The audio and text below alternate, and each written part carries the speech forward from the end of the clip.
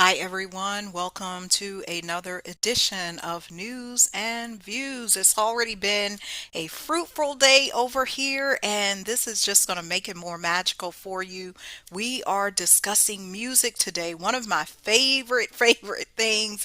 This is Who Killed R&B. For all of you R&B fans out there, you'll want to see what is the historical context of where R&B music stands now in 2026 and beyond. How did we get here? I can say, as a musician myself, as a singer, songwriter, growing up in the church, having my own music group, playing the trumpet, numerous things. Some of these stories, some of the elements of this story were super revealing. So, as you always know, we share resources, we ask questions, we garner insights because the onus is always on you. What is your viewpoint? What is your opinion? So let's share because we definitely have a lot to get to here and I don't want you to miss a thing. Okay. Who killed R&B? Let me move this around. I got to see. All right. Well, you might be like, Elmira, that's a strong statement. But no, it's not that strong of a statement. Because if you look on the Billboard charts these days, R&B songs or what was called urban contemporary or originally known as race music is not on the top 100. Where if you were to look at this 20 years ago, 30 years ago, 40 years ago, it was different. I've read some articles that state it's not that it died, it just went through transition, kind of like certain other things in our life. It We go through transitions, we go through identity shifts, and it's important to remember where it came from. Where did R&B rhythm and blues stem from in the first place? So here we go. I got to hop back to this screen. The history of R&B, rhythm and blues. From the 1940s until the present day, rhythm and blues has been known as a kind of like a hodgepodge of blues music, of gospel music, of rhythmic sounds in the indigenous black communities here in the United States. It started in the 1940s, mainly growing out of jazz and other music styles. And we'll want to look into what the National Museum of African American Music says about R&B. And this is so relevant to me because I lived in Nashville for many years. I was able to visit this museum when it opened. I went to see where did I go? Oh, George Clinton. I saw a George Clinton exhibit there. Okay, let's explore because this is uh the museum actually has what do you call it? A gallery. I guess a gallery is showing called One Nation Under a Groove, honoring R&B music.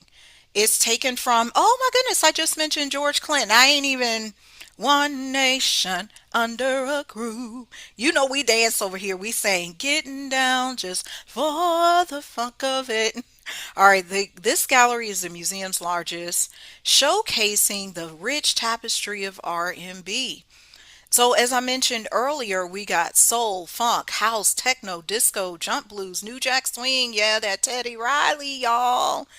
After World War II, with the return of black servicemen and the emergence of independent black records, labels, and radio stations, from this cultural shift emerged rhythm and blues, a fusion of small group jazz, vocal quartet harmonies, blues, and gospel.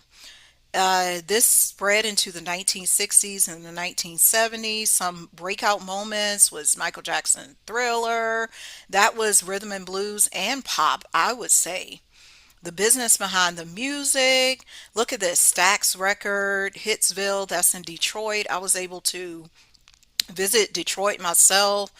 back in 2016. Gosh, it's been 10 years. I need to get back to Detroit, y'all. Who else has been to Detroit and experienced the music there at Detroit? Motown, revolutionary when it comes to gospel music. Not well, gospel, R&B music in the 60s, the 70s, 80s and beyond. Even people like Boys to Men were on signed to Motown, and Motown has a gospel division too. One of my clients in Nashville was an executive for Motown Stax Records. Okay, what else we got going on? There's something I want to show you when it comes to R&B so you can kind of understand the history. What was happening in the 40s? We know that was post-war. My grandfather went off to war, and here's a little tidbit. I discovered a love note that my grandfather wrote to my grandmother when he was away at war. I found it in one of my dad's thing, and I was able to send it. I was able to give it to my grandmother before she died. She was so touched by it. She's like, "Where did you get that letter?"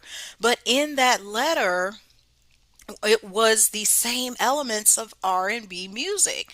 It's about telling the story of the times, the 1940s, what was happening.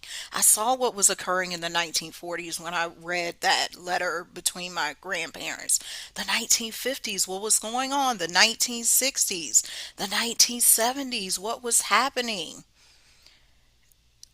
Surrounding love, surrounding freedom, surrounding justice. Rhythm and blues is a music that tells the story of our history in this country, and it's told that history across the world. This is not just music.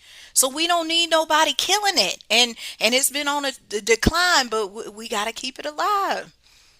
Okay, I want to actually watch this episode with you all so you can get a glimpse. Let's pull it up.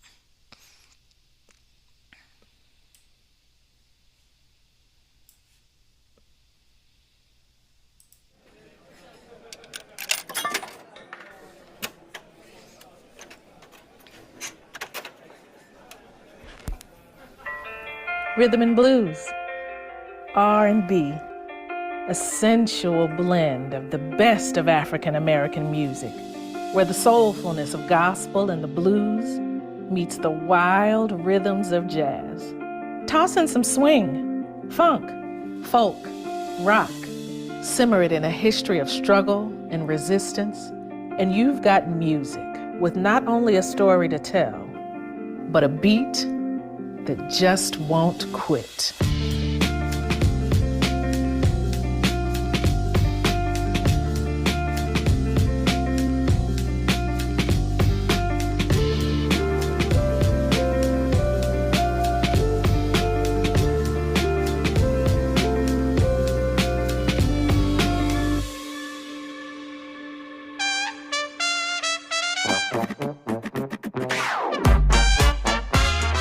R&B emerges in the years immediately following World War II, and it reflects a couple different things. Number one is the end of the war, and with the increased economic prosperity that you have in black communities, you have the development of independent African American record labels, and you also have an increased number of radio stations that are catering to black communities. And so people who I want to put a pin right there because this is critical to something we'll get to later in this broadcast.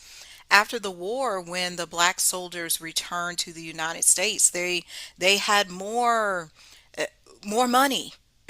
They were able to do more things. So this led to the development of black owned radio stations and for the ability to play certain music. You see here by the NAM.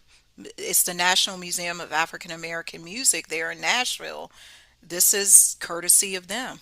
who are looking for kind of up-to-date dance music then have presented to them this new music that's kind of a combination of small group swing with elements of blues. It went from big bands then to small combos for many different reasons. One being a lot of people went off to join the war effort. And then from there, you started to have these new sounds with swing and the swing band era, and different beats and rhythms beginning to develop. And they started to experiment. And the sound of R&B, that swing doo-wop, started to be created.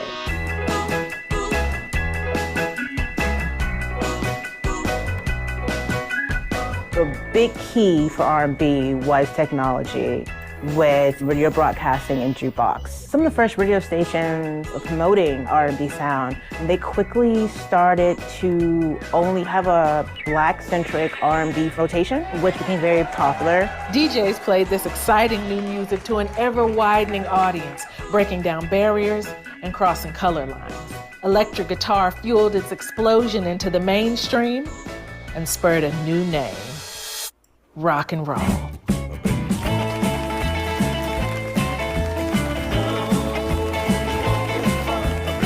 Rock and roll was really a marketing term that was applied to R&B in order to market R&B to audiences of white teenagers. Okay, check this out, because terminology is so important in music. It's something I discovered just as a mass communications person, as a musician myself. They just said it there. They said we came up with a new label, rock and roll, so that we could introduce this rhythm and blues to the masses, but it's nothing but rhythm and blues. But we gonna call it rock and roll so that the white folks gonna want to listen to it, and so the people internationally will want to listen to it as well. And this actually reminds me of that scene from Sinners. You all seen Sinners, where they collectively told the history of all of these music styles that grew out of our indigenous roots here in America on Turtle Island. It's like, wow, they merged all of this stuff, and that's what R&B is about. So really, in the very early days, there is not much of a distinction between R&B and rock and roll, except for the race of the consumer market. It's crossing all audiences, and young people are becoming charged and excited by the performance of Little Richard, Chuck Berry, Ray Charles. And now all young people are dancing and listening to the same rhythms.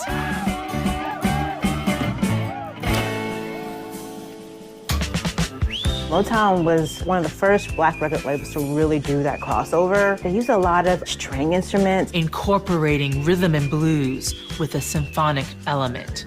So now Motown's R&B is approachable for a more conservative listener.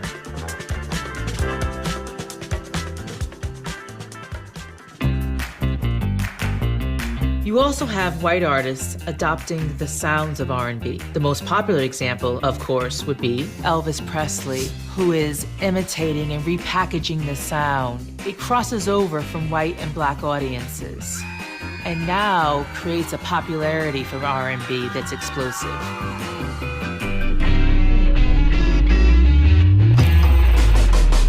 R&B featured the day's most dynamic voices, and those voices were becoming more vocal. As the music evolved, its artists did too, marching head-on into social commentary and protest. You have artists who are incorporating explicitly political and activist messages into their music. People like Sam Cooke, Where the Change is Gonna Come. People like Curtis Mayfield and the Impressions. So you have the use of music as a platform for advocating for a change. And that's particularly pronounced once you get into the 1950s and especially the 1960s. So when we think about the civil rights movement, when we think about all of these injustices, music has been right there to tell the story. The Queen of Soul, Aretha Franklin, a lot of people know her for Respect, these women empowerment anthems, but she was right there with Dr. King, singing at rallies, using her voice to uplift communities. music artists talk. Okay, that is so key, because during the time, we all look back on the 1960s and the protests and civil rights movement with rose-colored glasses. However, the music was a critical piece of upliftment, a critical piece of communicating to the masses, to the people, encouraging them to keep going, even at the rallies, beyond the rallies. What was being spoken on the radio? It was the music that was the gel. You heard it right there. Aretha Franklin, people like Curtis Mayfield, probably can name some others. I mean, I made a list of some other people: Marvin Gaye, Roberta Flack, Jimi Hendrix, Little Richard. Yeah, just throughout the history of R&B, it's those songs which mark the emotions of the time, which tell the story of what was actually going on. You can look back at the lyrics of these songs. Harry Melvin and the Blue Notes. Look at what they were saying. The OJs, mind you, I got to see them live. I took my mom to see them in Nashville. About not just freedom, but also self-love, black love, and activism and achievement. You cannot suppress our voice, even though you might try. That's the gift of black music, that it always rises.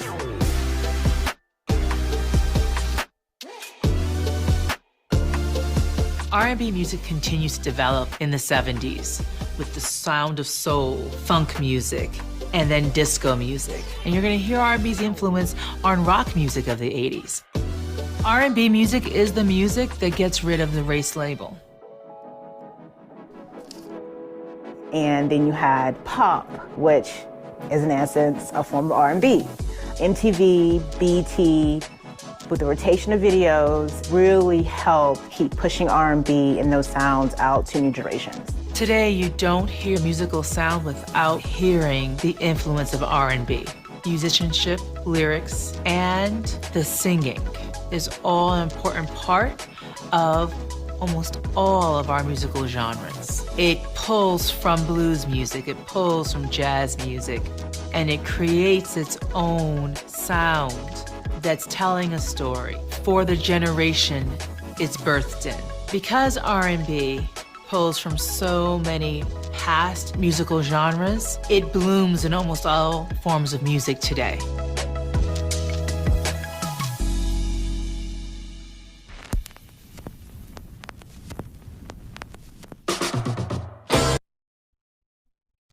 Okay. That's so cool to me because the title of this is Who Killed R&B. One of the things the spokesperson stated is it's not that R&B has gone away. The influence is in everything.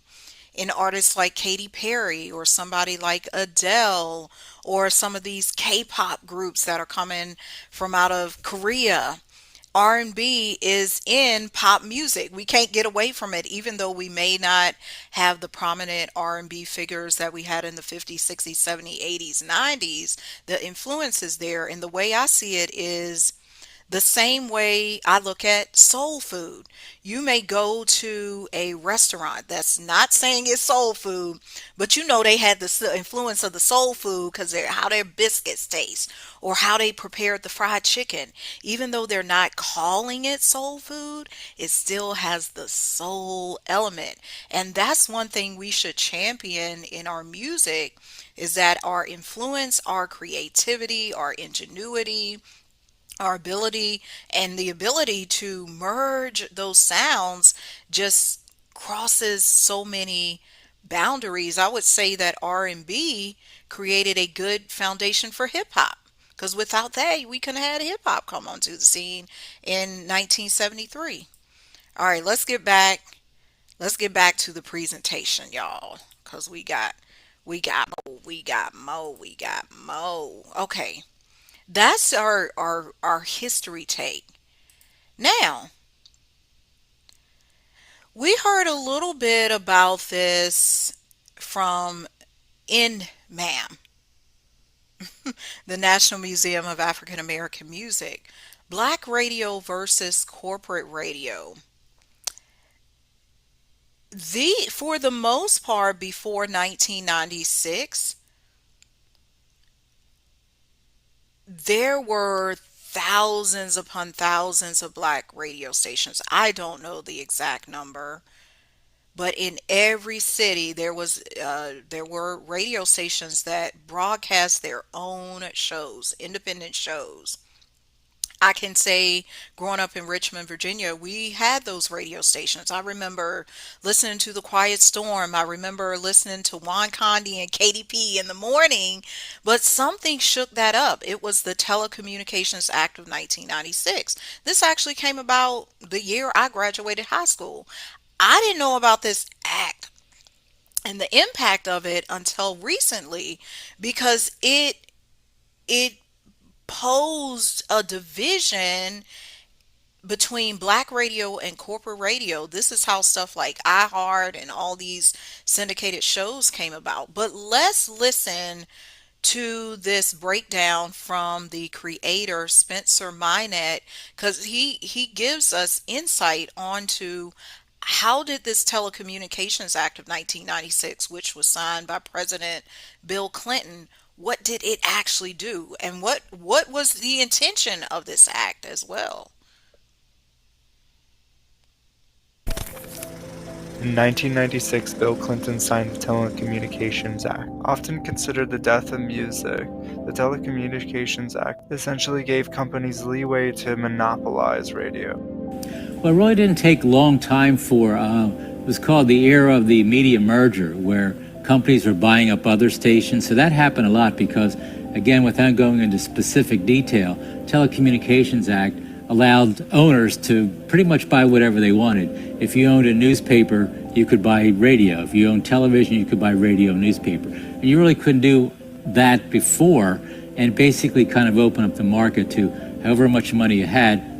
For the most part, you could buy as many radio, television, newspaper stations as you could afford. This Check that out. You could buy as many radio, TV, all elements of broadcasting as you could. This was not possible before. And look at this little snippet that's about to pop on the screen. Within the same year of the act being passed, over $700 million was exchanged from buying and selling of radio stations. Locally owned and African American operated stations were almost eliminated. Many of them were brought out by dozens and reprogrammed as quote unquote urban stations by national conglomerates. And I will say, and he's going to mention it here too, this did not only affect the genre of R&B, it affected things like alternative rock or jazz. These stations were brought up, and so where would you hear this music? act was specifically detrimental to musicians. Within the first 5 years, thousands of radio stations were being bought up. This made it harder for genres like hip-hop or other indie genres to diversify their sounds and to showcase new and upcoming artists that wouldn't necessarily make the mainstream. Before the Telecommunications Act, there were thousands of DJs all across the urban cities that could decide what music they played on their station. Now, why does this matter since the internet is now here, and why does it matter if anyone can post music? Well, it matters because for the reason why you may not want to hear As It Was for a solid year by Harry Styles, or you want to have more diversity when you open the radio station on the pop channel. If there were so many local radio stations and there weren't just one radio stations when you're driving your car or whatever, I think there would be more artists, and the fact that there are just so few new pop stars just shows how monopolized the industry is and how bad it's become. Yeah, so what he's saying is because of that act, it made the radio stations and what we hear as an audience very vanilla. It's like you hear the same songs over, the same artists, there's no variety. Independent artists can't break onto the scene. Indie, rock artists, indie, any kind of indie artist cannot get airplay. And that's unfortunate to me because how is somebody supposed to discover your music? As a musician, You make the songs for a reason. You don't only make the songs for yourself. You want it to be heard by the audience. Granted, we have social media, but with radio, it gave us more of an opportunity to be heard or interviewed on one of those smaller stations. But this Telecommunications Act, a lot of those stations were gone. They were bought up and just put in a big monopoly like Amazon. That's essentially what happened. Become for musicians. But yeah, that's it. But yeah, that's my video. I hope you enjoy it. Right now my camera's packed, so I was too lazy to put it on. But yeah, I hope you enjoyed the video and I hope you subscribe.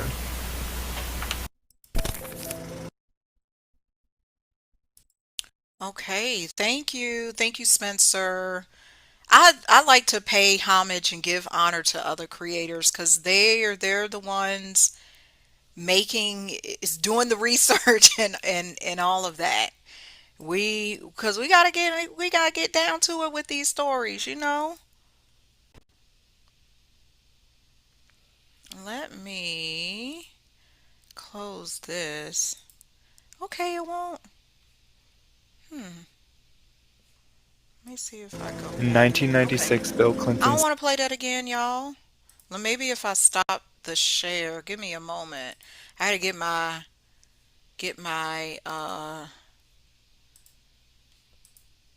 get this back on okay, there we go. I got this thing on the wrong screen. There's something else I want to show you because Bob Law spoke on how this transition took place and the impact it had on black radio stations and the disc jockey. Bob Law, you should know him, look him up. He's been a DJ for over 50 years and now I know as of last year he put out a podcast. That podcast should still be running. Look him up even if you can't find his current work. Look up some of his work from back in the day because he set the tone for these things. He said the DJs were the first motivational speaker. Let's hear what he got to say. Folk who press through the snow. And you're going to be now. I'm going to try and do this quick enough and then open for questions. A question and answer format very often provides the best information. Yes, sir. And I can respond specifically to your questions. But if we're talking about radio and the entertainment industry, we're talking about the black entertainment industry and what happened to it. And it's important for you to understand that there really was a black entertainment industry. And what was meant by that is that black people owned the industry. And the entertainment industry operated with black radio at the center of it. You know, black radio was the center of the entertainment industry universe. There were independent black-owned record companies. There aren't any independent black-owned record companies now, even the record companies that you think are owned by black folk. There are about 3 record companies that own all of the record companies in the world. Right. And the mega corporations. And in the entertainment industry, or the record business, there's something called a label deal, which has the major parent company saying to an independent record company, I will give you money and I will give you a label. You can call the label whatever you want. And I will give you money to get space. You can set up an office somewhere. You don't have to do it in my office. In fact, I don't even want to see the folk you deal with. I will give you a budget and I will, and the key is we will distribute your music. And if you don't come through us, you can't get your music distributed. So if you're not with the major distributor, you can't get into the stores that now sell records. Like Target and Best Buy, Walmart, biggest retailer, right? And even Starbucks. Okay, did you hear that? He basically said how these deals work. there are no true independent black labels because they have to fall under these major labels like Sony, for example, and they are required to be under them so that they can get distribution in all of these major retailers, Walmart, Target, what else? Bookstores. We used to have things like Tower Records. That's how it works. So it's unfortunate. So you can't get your music in those national chains unless it comes through the distributor. The same way you can't get your clothing line into the department stores unless it comes from federated stores and the distribution that they control. So you can put your name on it and you can front it off as the owner, but it is really owned by the people who own the distribution, who put up the money to get it started, and what it means, for instance, kind of get off the track, but what it means is that in this shop, if there's a clothing line, a jacket, that is really very, very popular, and it is made by the hottest rap artist going, or whoever, hottest movie star going, and everybody is buying it, this store can't get the jacket because the jacket only goes to the stores that are part of the network that the national distributor puts clothing in. So there's a thing called Black Star Power, both the sisters alluded to earlier. Black Star Power is being used to sell products to black people and everybody else, but they only sell the products through white venues. Okay, listen to that. Black Star Power is being used to sell products to black people and everybody else all across the world. Let's use somebody like Nicki Minaj. And I'm using this because I actually bought her product years ago. I don't know, maybe 2017, 2018. She used to have her stuff in Kmart. And that's why Kmart had it. You couldn't get it at your local black owned boutique or this boutique like they're doing this broadcast in back in 2012. You had to go to a major retailer because they said no, no, no, no, no, you got to go through us. This got to be quote unquote white owned. They don't sell the products to a black owned venue. And so if you see the Victoria's Secret's TV show, fashion show on TV, and who it was, Jay-Z and somebody who were the hosts, and Kanye West. And see, that's Black Star Power, which is to bring a lot of black women and younger black women will wear the Victoria's Secret's clothing. And so in order to expand their market, they can attract a larger audience by using black stars. But the clothing are not available through black-owned venues. All of the clothing, getting off the point. Let me come back to radio. No, it's okay. No, make that point. Make it an analogy. But, so there was a black entertainment industry. And the black entertainment industry was black-owned record companies, independently owned, black record stores all over the country where you could distribute your records through independently owned black record stores throughout the country. You didn't need a national distributor. There were black concert promoters, there were people who owned the venues, black-owned clubs where you could perform, black concert promoters who would book groups into small clubs.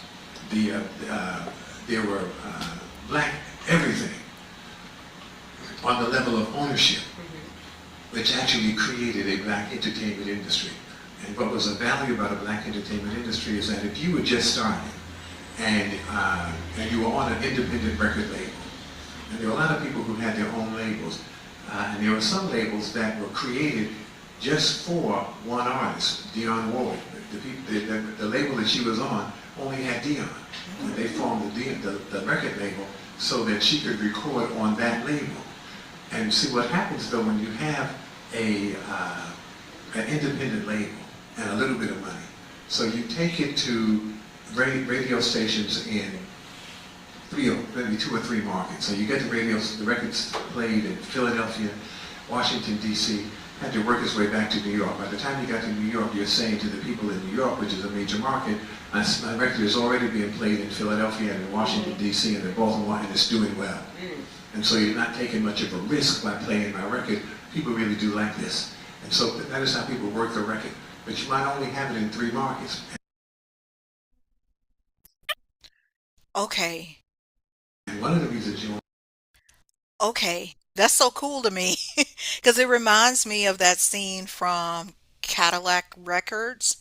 And you saw some of this play out in the film Dreamgirls as well, that has Jennifer Hudson, Jamie Foxx, Beyonce in there. But what Bob Law is stating, when the ownership was under our control, an independent artist had more power. She or he was able to say, "Oh, I'm just going to take my record, my album straight to these radio stations in various cities, maybe some smaller cities, and then once I was gaining some recognition, some airplay in those cities, now I can move it on up to Chicago. I can move it on up to New York, LA, DC, what have you."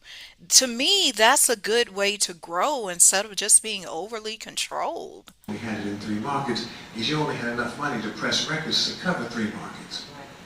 And so then you come back to New York and you bring the record to the program director. If they play your record and you've got a hit, and it's not a monster hit, your group is just starting and you're just starting. So you can't fill up a 5,000 seat auditorium, but you can fill up a 200 seat club. Right. And so the independent promoter in Morton Hall, who was here in New York, guy named Teddy Powell here in New York, they would book you into a local venue. So when the independent promoter books you into a local venue, the independent promoter is making money, the local venue is making money, the artists are making money, and your record starts to sell as well. And so your small record company begins to make money. And it would spread and it would spread.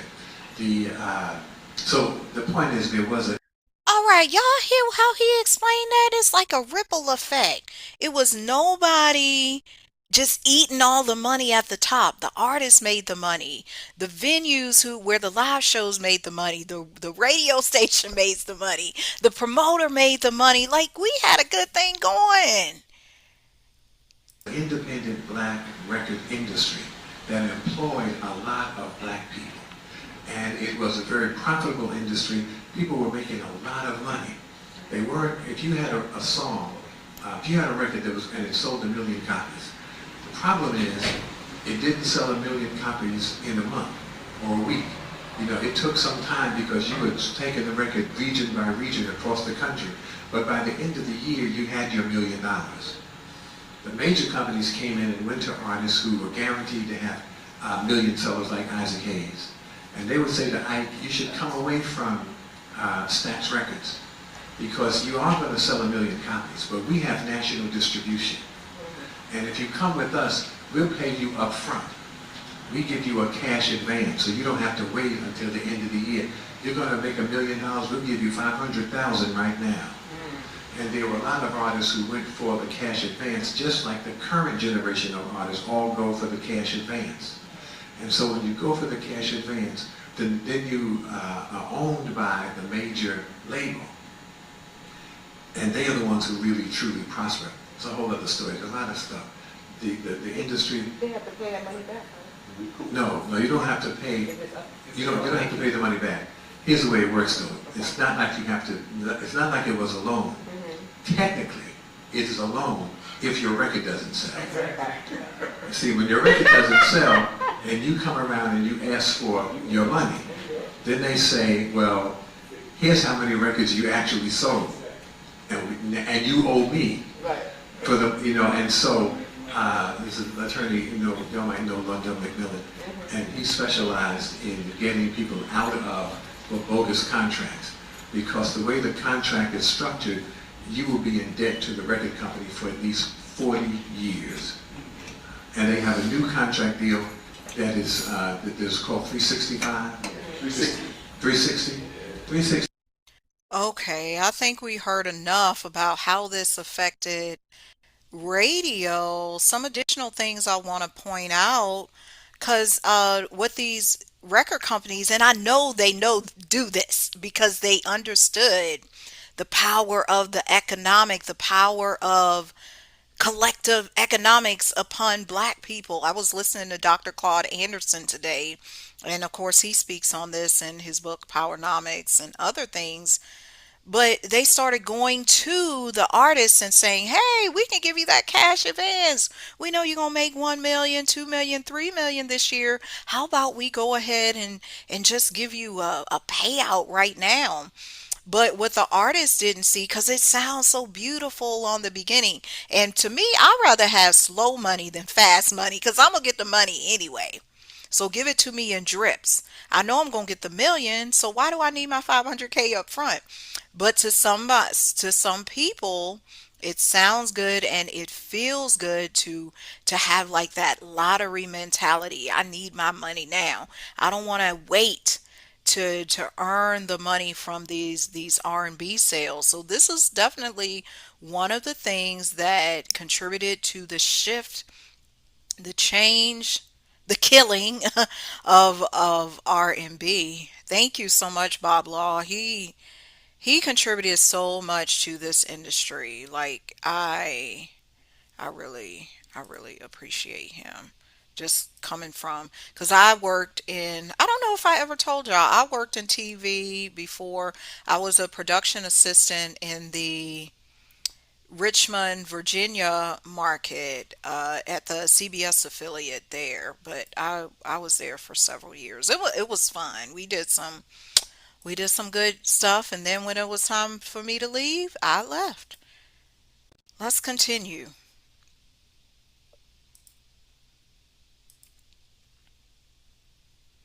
Okay, we know about the Telecommunications Act of 1996. We know about the role of radio and how all of the power the it was usurped. What else happened? And you see some of my favorite people here. I had to put them on the screen.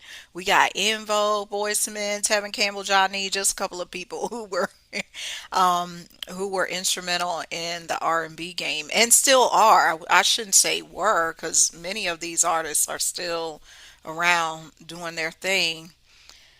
Let's check out Soul, this article from Soul in Stereo, because they'll give us some insight into what actually contributed to this change. I want to give nod to Edward Bowser for this write-up. It was published October the 16th of 2020, so not that long ago, almost 6 years ago. Here at Soul and Stereo, y'all know I've spent more than a decade covering both hip hop and R&B. As with all things, music evolves. That's what we've been talking about.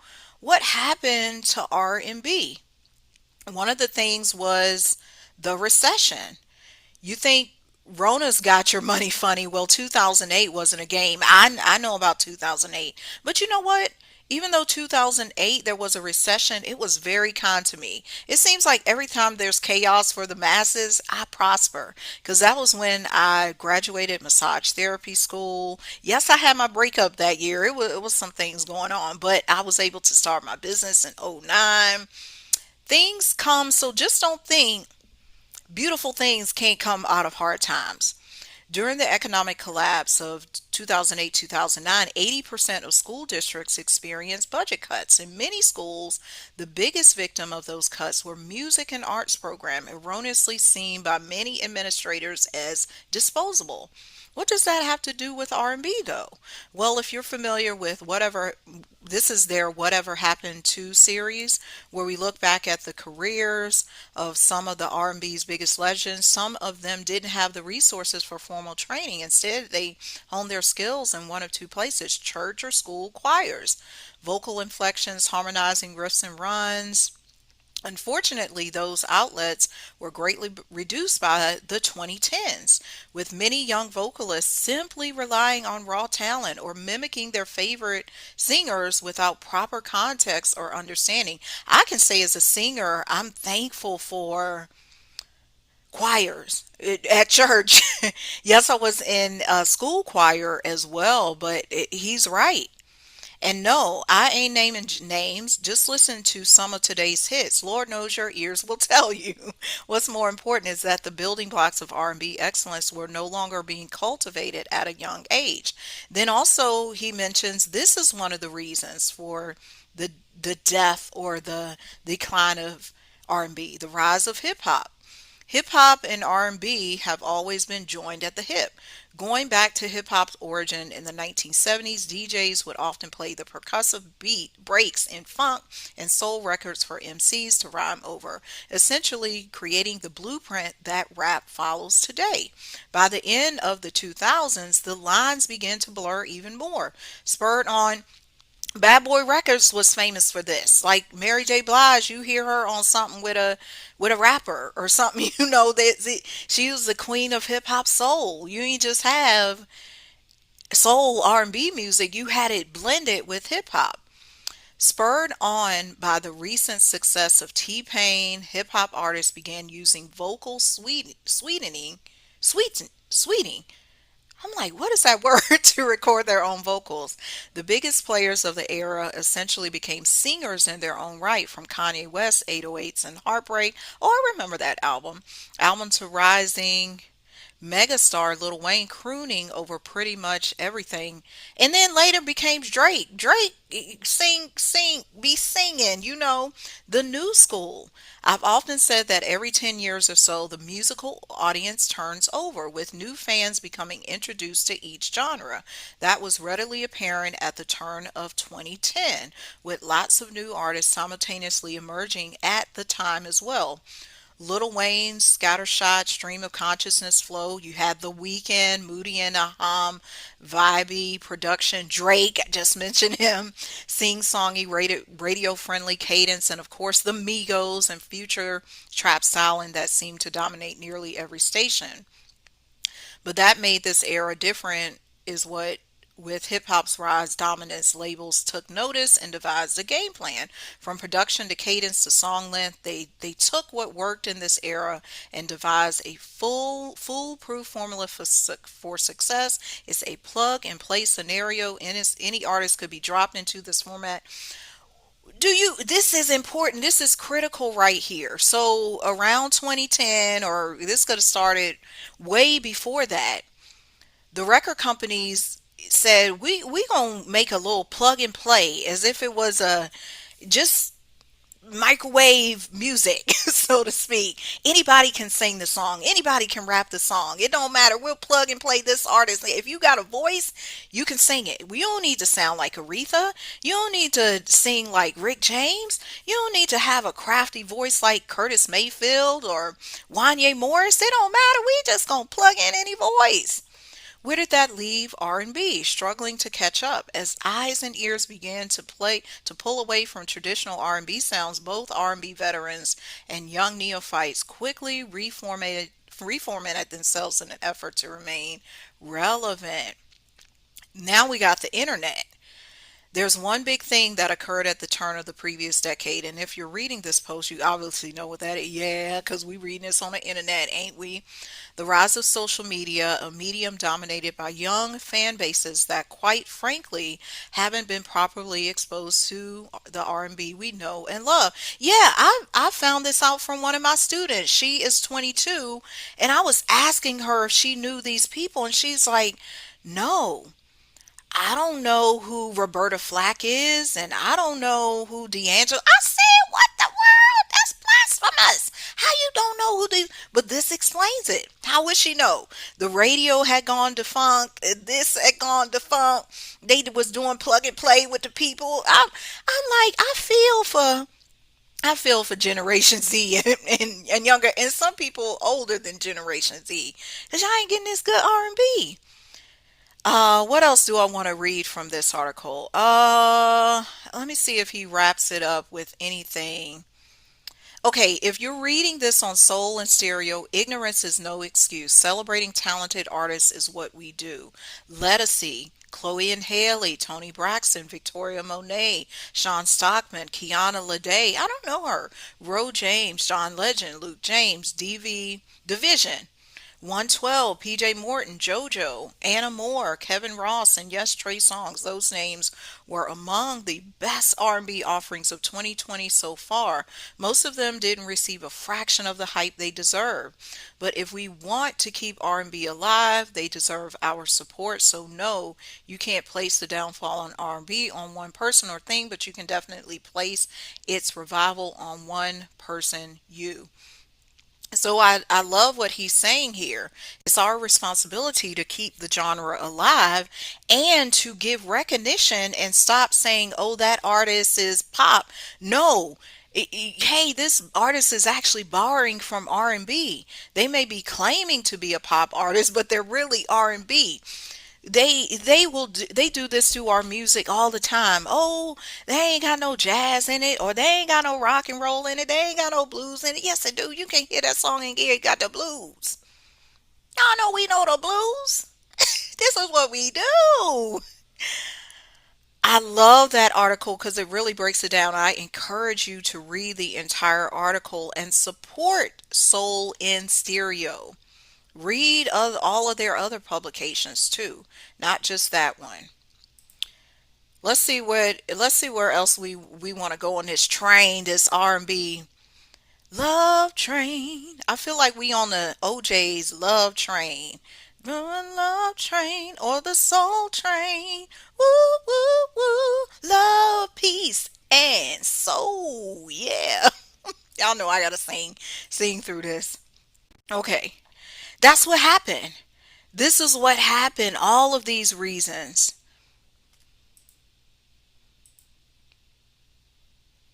Then American Idol, y'all know in 2000, I think it was 2002 was the first season of American Idol. This affected R&B as well. The first winner of R&B, I'm saying R&B of American Idol was Kelly Clarkson. Then after that, you had Ruben Studdard. You see pictured here. He was the winner of season two. And then Fantasia, she was the winner of season three. Y'all, this is what I think happened. They saw that R&B was winning. And then for many years after that, it wasn't until season 12 in 2014. So that's 10 years, y'all, that we had another R&B winner solo act. Her name was Candace Glover, but she didn't even get as much play as Ruben Studdard and Fantasia.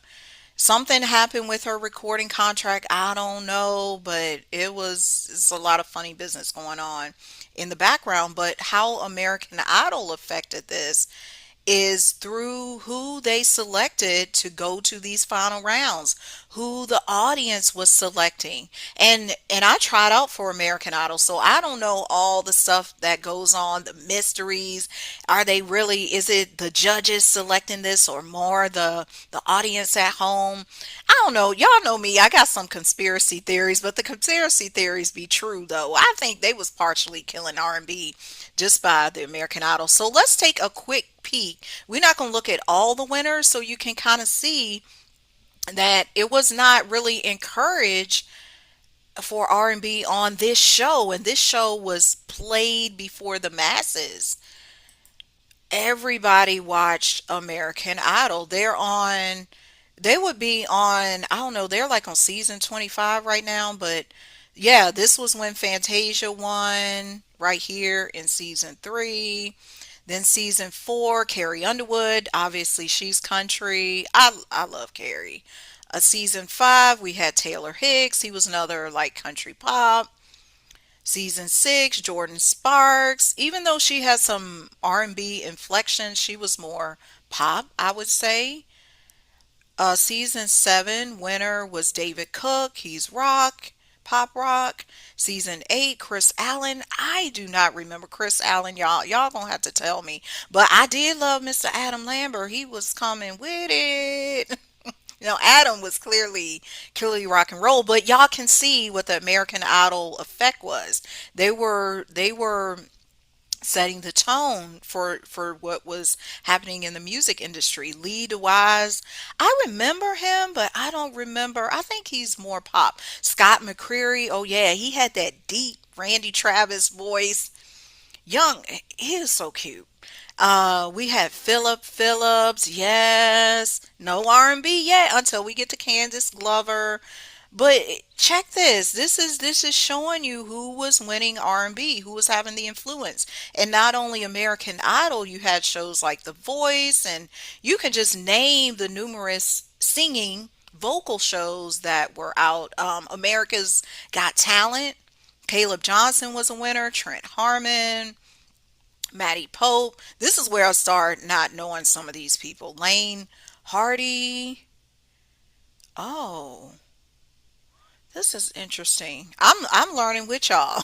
Y'all gotta tell me who some of these people is. Just Sam, Chase Beckham, Noah Thompson won season 20, season 21. Iam Tanji. I heard that name before. Abby Carter. Okay, so she sung her song This Isn't Over. Okay, she did Billie Eilish. All right, all right. Jamal Roberts. He To me, Jamal Roberts, you could say, "Oh, he's R&B." I didn't really think he was R&B because he was more siding on the gospel.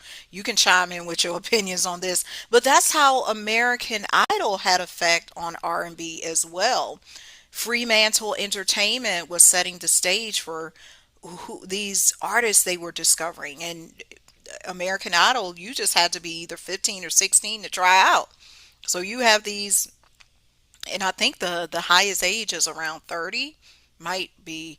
I passed that cutoff many years ago. That's why I tried out those two times, and that was it for me. So many things played a role in the death of R&B, y'all. It's like it's just a shady little story here, right? Let's keep this train going. Keep on rolling, keep on rolling. You die twice. Once when you stop breathing, and a second time when someone says your name for the last time. Here's the thing. This is a quote. This is a I would call it a proverb more like, cuz it's been around for a long time. We can't say that R&B is dead because these names are still being spoken of people like Chuck Berry, people like James Brown, the Spinners, the Supremes, Lionel Richie, Sam Cooke, Curtis Mayfield, Roberta Flack, D'Angelo. We can get into the neo soul, Jill Scott. I just watched the y'all gotta see that Tiny Desk Jill Scott. So but you never die until your name is mentioned for the last time. So it's our role, is your personal responsibility to keep R&B alive. So how do you do that? I got some things I'm outlining. Support live shows. When you see somebody coming to your town, go to their shows. City Winery is known for putting on a lot of good live R&B. You saw earlier in Nashville, they have the museum that's paying homage to black music. Go to the museum, see the artists, go to their special events, their special activities. Some of them you don't need to be present in the city. You can do them online. Donate to the museum so that they can curate and create more things for the audience and they can preserve this history. Listen to your local radio station. I know I'm calling myself out on this because I don't know the last time I listened to the radio. Like Quiet Storm, I grew up loving that. I need to get back to Quiet Storm. Even artists like Raheem Devon, he does his own Quiet Storm. I think it's on Sirius Radio. Y'all need to check that out. But we, the audience, have to show the radio stations that are still around that we want this music. Let's show the DJs we still want this music. There's tons of R&B DJs on YouTube. Support them. Go see these shows. Go to these live shows. Support the artists. And I don't mean support them by just playing their streaming because shoot, these artists ain't making a whole lot just on the streams. Send them some money. When they're raising money, let them know. That's what I did for Leah Sheffield. She's like, I need some money for my upcoming tour. I sent her something. Because a lot of these artists these days, because they don't want to get trapped in the type of contracts Bob Law was mentioning, they want to do it on their own. They want to stay independent so they have the control. Create music. That's another way you can keep R&B alive. Don't just make this manufactured AI computerized music. Pick up your trumpet, get on your keys, get on your guitar, make music. Show your children, teach your children to create music. This is one thing I love about, and I will say, the under 20 crowd. I get on Instagram and I see so many children making music, and they're such prodigies. They're doing R&B. They ain't just doing basic stuff. They these churn, y'all, we got just encourage them. And I will say too, R&B is alive all across the world. Whether it has shifted, it's changed here in the United States, it's definitely alive all across the world. That's the thing about black music that comes from the FBAs, the Foundation of Black Americans.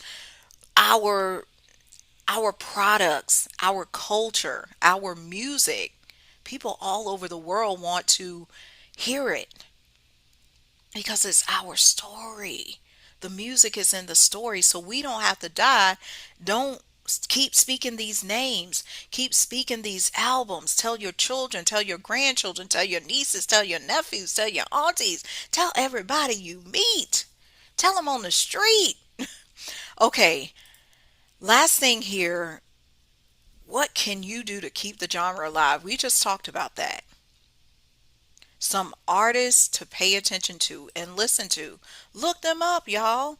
We got Aaliyah Sheffield. I mentioned her back in 2020. She put out this song. It was 2019 or 2020 during the pandemic. She was like, Earth is ghetto. I want to leave. Y'all got to listen to that song. She got them socially conscious songs for your ears. PJ Morton. I saw him live. Amazing. Duran Bernard. He just won a Grammy. He be hitting it. Elmine. This is Elmine right here on the left side. Leon Thomas. He just won maybe one or two Grammys just now for best R&B performance. One more. Y'all know who they are. That's the four sons of Wanye Morris from Boys to Men. They are these guys amazing, and I love seeing their progression and their growth. They are signed with Mary J. Blige production company, Music Soul Child. Oh, Chef's Kiss, that's my dude. I've been to see him multiple times. He's still touring. Love. They don't never say your name. They use your name in vain. Don't don't don't don't don't don't don't don't. Womp womp womp boom boom boom boom boom. See, I'm keeping it alive, y'all. Snow Allegra. Oh, she just warms my heart.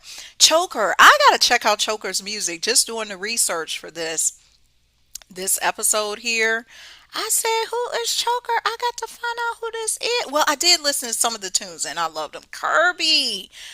Kirby has this song called Miss Black America. Y'all gotta look her imagery. She's really doing it. I remember following Kirby.